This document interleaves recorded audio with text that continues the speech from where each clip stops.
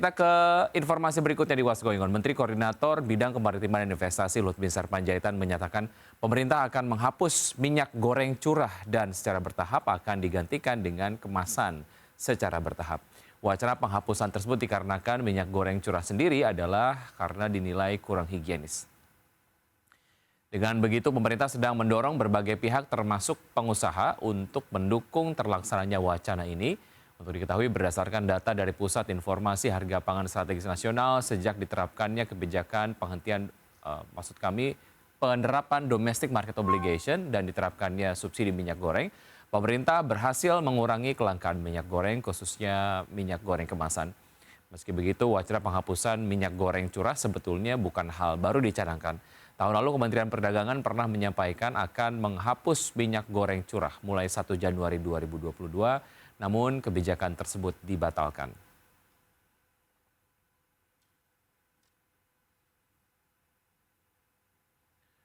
Ya, pengawasan yang sangat intens memang perlu dilakukan terkait dengan wacana tersebut jika memang akan dilaksanakan. Karena beberapa concern, beberapa waktu yang lalu saya melihat ada statement dari Ombudsman jangan sampai wacana ini kemudian menimbulkan keresahan baru, menimbulkan sebuah kondisi kesempatan dalam kesempitan begitu untuk akhirnya membuat minyak goreng curah menjadi jarang di pasaran dan juga menjadi mahal begitu. Karena diakui atau tidak keberadaan dari minyak goreng curah pada saat terjadi kelangkaan minyak goreng ini kemudian cukup membantu masyarakat walaupun memang secara kualifikasi ataupun kualitas dari produk ini memang lebih rendah jika dibandingkan dengan minyak goreng kemasan. Kita ke isu viral yang pertama, pemirsa, Kementerian Keuangan sedang mengkaji barang-barang yang akan dikenakan cukai, antara lain adalah ban karet, bahan bakar minyak, dan deterjen. Kepala Badan Kebijakan Fiskal Kementerian Keuangan Febrio Kacaribu mengatakan kajian ini selaras dengan kebijakan ekstensifikasi cukai yang sedang digencarkan oleh pemerintah. Wacana ini dalam konteks pengendalian konsumsi ke depan dan akan terus dikaji.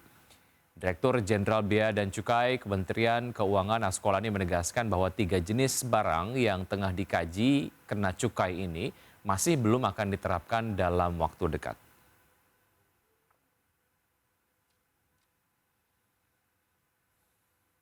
Baik, tentu saja wacana ini mendapatkan banyak perhatian yang cukup intens dari netizen, followers dari IDX Channel begitu. Kalau ini ini disampaikan dari Catur Yoga. Ini adalah efek samping dari banyak BLT pas pandemi. Mungkin pendapat ini cukup masuk akal karena sebetulnya bicara mengenai dana yang kemudian digelontorkan oleh pemerintah untuk BLT pada saat pandemi COVID-19 cukup banyak sehingga membuat anggaran dari pemerintah sendiri kehilangan banyak angka begitu ya, sehingga pemerintah akhirnya melakukan berbagai macam cara untuk menambal sumber-sumber yang tadinya kemudian hilang dan salah satunya adalah melalui cukai. Oke, berikutnya ini komentar yang disampaikan dari Husni Kahfeci. Bismillah, mudah-mudahan tujuan dan pengelolaannya baik, pengawasan korupsi tolong lebih ketat katanya gitu ya. Karena memang kalau dapat diawasi dan juga dimanfaatkan secara baik, ini akan menimbulkan manfaat yang luar biasa untuk masyarakat. Dari masyarakat untuk masyarakat.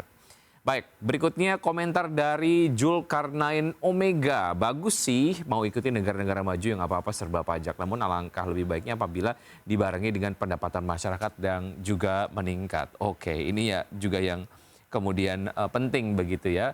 Sebelum akhirnya pemerintah memajaki masyarakat dari berbagai sisi ataupun misalnya memutuskan untuk menaikkan beberapa kebutuhan pokok dari masyarakat yang perlu juga dipertimbangkan, yaitu adalah daya beli dari masyarakat ataupun mungkin pemasukan dari masyarakat sendiri. Jangan sampai ini kemudian tidak seimbang ya. Oke, kita ke isu viral berikutnya pemirsa. Pemerintah terus menjaga agar tarif listrik tidak mengalami kenaikan dengan memberikan subsidi dan kompensasi setiap tahun.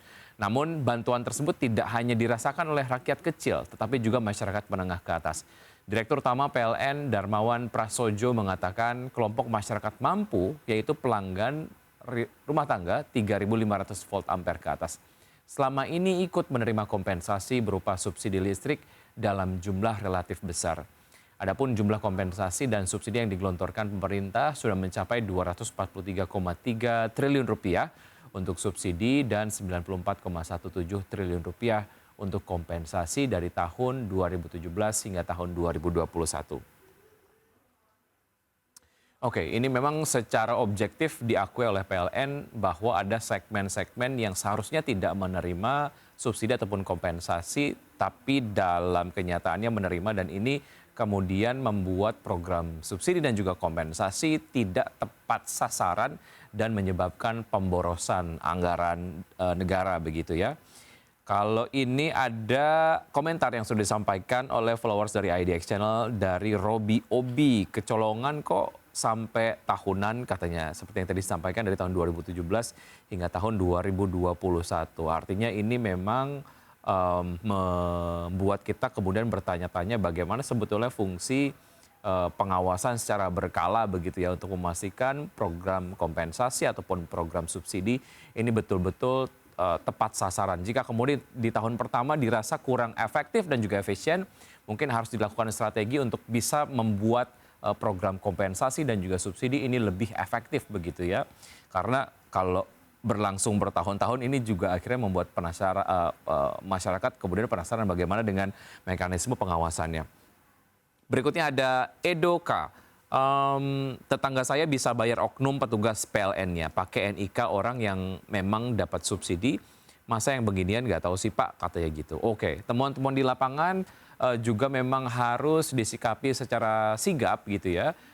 Ada laporan-laporan dari masyarakat terkait dengan adanya kelompok-kelompok masyarakat yang seharusnya tidak menerima program kompensasi ataupun subsidi, tapi dalam kenyataannya menerima, ini harus ditindak tegas dan juga ada oknum-oknum dari internal sendiri begitu yang memang harus ditertibkan begitu ya, karena adanya praktek ilegal bukan hanya karena dari sisi konsumennya ataupun dari sisi masyarakatnya, tapi juga ada oknum-oknum yang memang terlibat seperti yang tadi disampaikan oleh Edo. Berikutnya dari Siwang, mohon maaf bukan saya nggak kaya tapi saya nggak pakai subsidi-subsidian. Oh, oke. Berarti ini memang contoh dari masyarakat yang secara daya beli kemudian sudah ideal dan memiliki kesadaran yang sangat tinggi untuk tidak menggunakan program-program yang tidak ditujukan untuk dirinya gitu ya. Masyarakat yang seperti ini memang harus dijadikan contoh bahwa ya sebaiknya kalau kita merasa mampu, sebaiknya kita tidak menikmati ataupun mungkin menyerap program-program yang memang ditujukan untuk kalangan masyarakat menengah ke bawah. Baik, kami masih punya informasi menarik lainnya. Usai jeda berikut, tetap di Power Breakfast.